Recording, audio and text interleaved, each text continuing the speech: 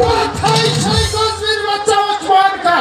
সেদিন বাকায়দায় সকলে মিলে আমাকে জব্দ করার উদ্যত হয়েছিল। সেদিন আমি পালিয়ে গিয়ে আমার জীবন রক্ষা করেছিলাম। কিন্তু কিন্তু আজ সেই দশের বাচ্চা বুঝতে পারবে এই হামিদ খান চাবুকের কথা সত্য। বরকতুল্লাহ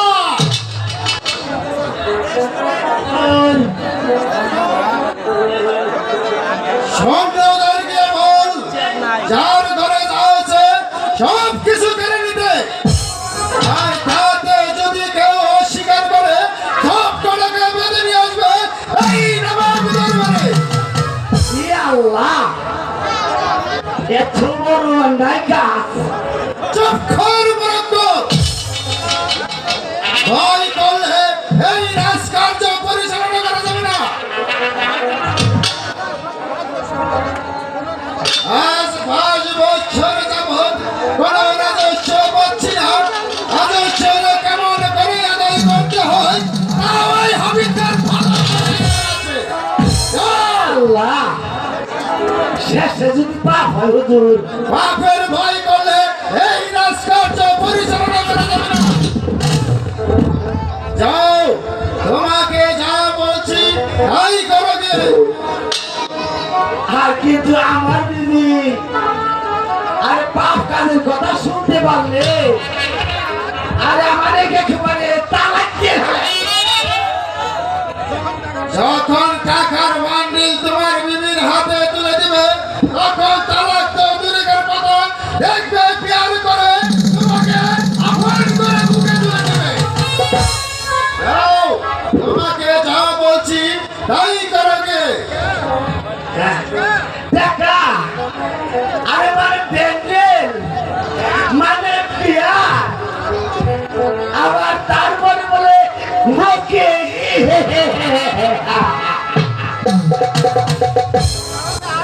আর তাহলে দেরি করছি না হুজুর। তাহলে আমি এখনই চলে যাচ্ছি। আর এখনই আপনারা দেশ আর সবাইকে জানিয়ে দিচ্ছি আমি চলে যাই।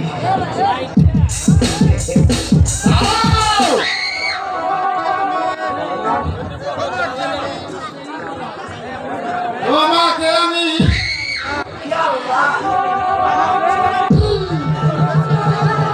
না আমি মরে যাব। আর আমার বিধবা হবে না বলি নয়, তোমার জীবনের নিরাপত্তার জন্য এই পিস্তল আমি তোমার হাতে তুলে দিলাম। এই নাও পিস্তল। মানে আমাকে গুলি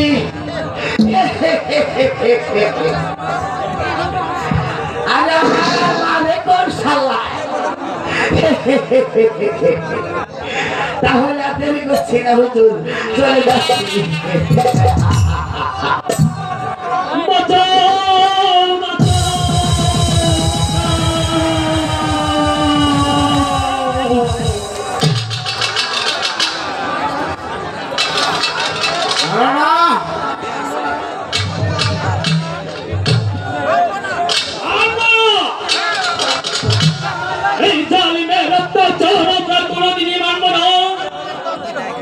মানতে যে তাদের হবে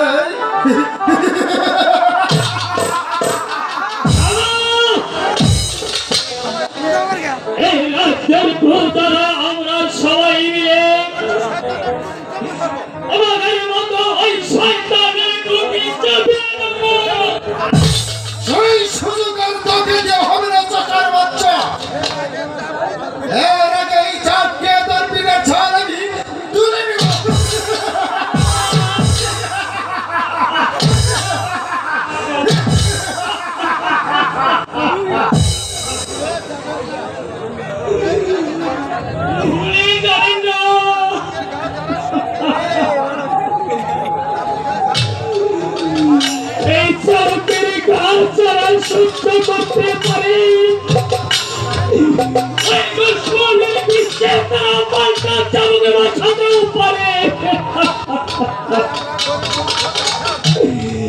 তাই আমরা গরিব মুরুক্ষ শহরে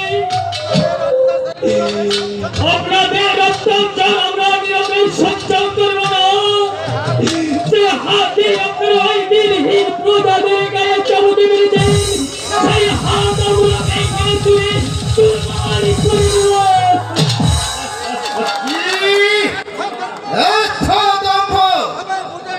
তবে বুঝিনি আমার হাতের চাবুকের গা কত শক্ত।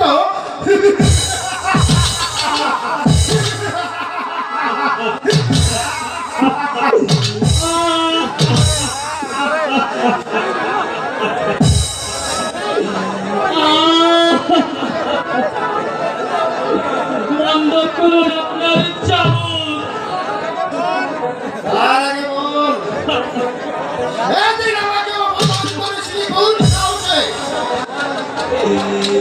বাচ্চারে তাগিদে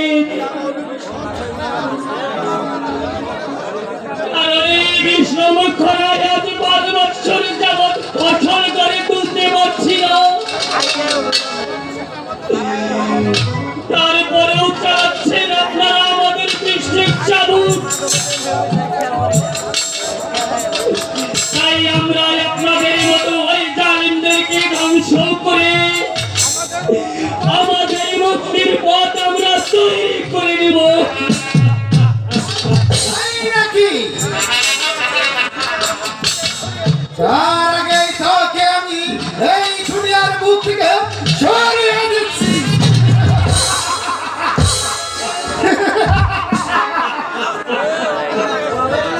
যা দেখে আর কোনো প্রয়োজন যেন মাথা তুলে দাঁড়াতে না পারে।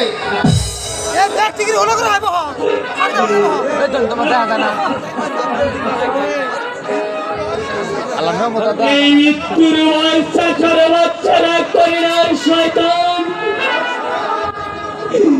ওরা সময় থেকে আজ জেগে উঠেছে। এবার এই শাসন হাতেই হবে তোদের ধ্বংস। ঠিক আছে, তার আগে তার ধম পড়ে আমি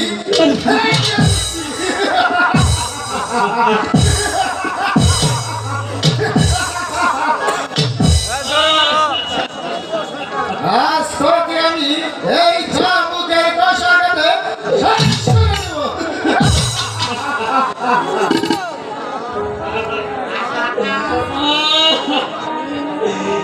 একটু পানি, আমাকে একটু পানি খেতে দাও। তৃষ্ণায় তৃষ্ণাতে আমার মুখটা জ্বলে যাচ্ছে। পানি পানি পানি দাও, একটুটা পানি আমাকে দাও। পানি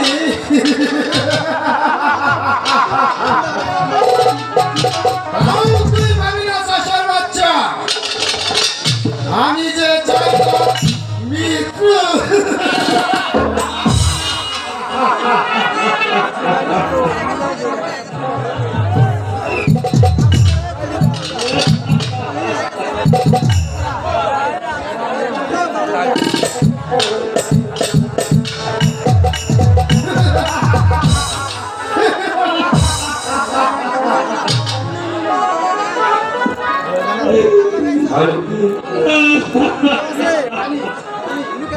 পানি পানি, আমাকে একটু পানি দাও, দাও দাও, আমাকে একটু পানি দাও, দাও।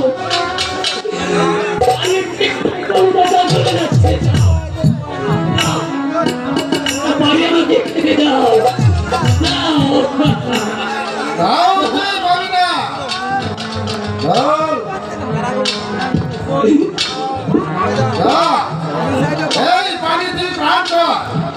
দাও যা, দাও, এই পানি তুই প্রাণ কর। পানি দাও।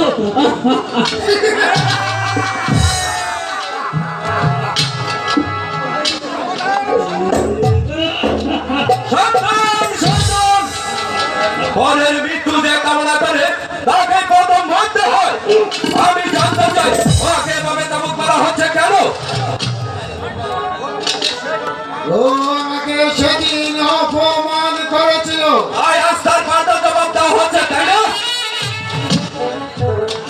বলবো তুমি আমার বড় ভাই নইলে যে একটা দিনহীন প্রজাকে চামচের পর চামচ মাছ এই মুহূর্তে আমি সে হাতে কেটে দিলাম। চলে যাও এখান থেকে। না, তোমার আদেশ আমি মানছি না। আমি কাজল হাটির ভাবি অধীশ্বর, আমি নবাবের আদেশ পুত্র। তাহলে আমি শ্রোতাতে বাধ্য হব। আমি নিরস্ত নই। বেশ, বেশ তবে দেখি কার বা হাতে কত শক্তি আছে। তবে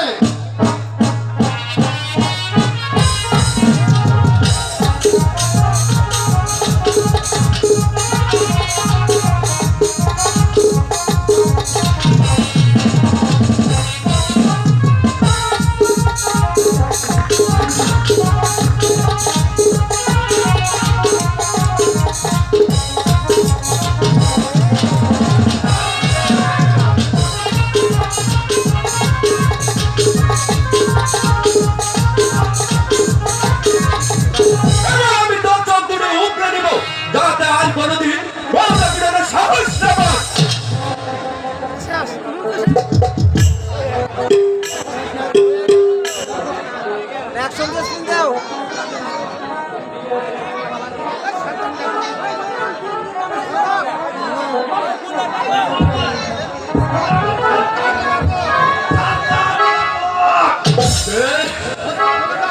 অস্ত্র ফেলে দাও। বরকতুল্লাহ, না হলে আমার হাতে রক্তের পিস্তলের রক্তখানা হাতে গুলে যাবে। ফেলে দাও সব। বরকতুল্লাহ, আরে দোস্তর জীবন বাঁচানো হতো না। আরে দোস্তর বিবি তওবা তওবা তওবা। আরে দোস্ত এখন ওদের সাথী করেনি।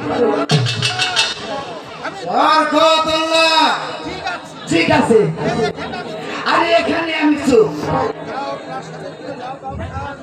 প্রাসাদে ফিরে যাও কাউসার। তুমি এই কাজল হাটির বাণী নবাব বলে আজ তোমাকে আমি প্রাণ ভিক্ষা দিয়ে গেলাম। ভবিষ্যতে আর কোনদিন আমার কাছে প্রতিবাদ করতে এসো না। যাও। বেশ, আজ তোমার কাছে পরাজিত হয়ে গেলেও এমন একদিন আসবে সেই দিন তোমার মতো শয়তানদের ধরে ওদের মতো নির্মম ভাবে হত্যা করতো। তবেই আমার নাম শাহজাদা দাউদ খান।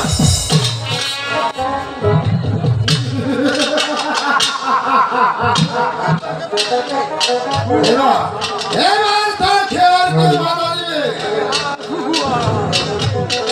তোকে আজ আমি কিছুতেই রেহাই দেব না।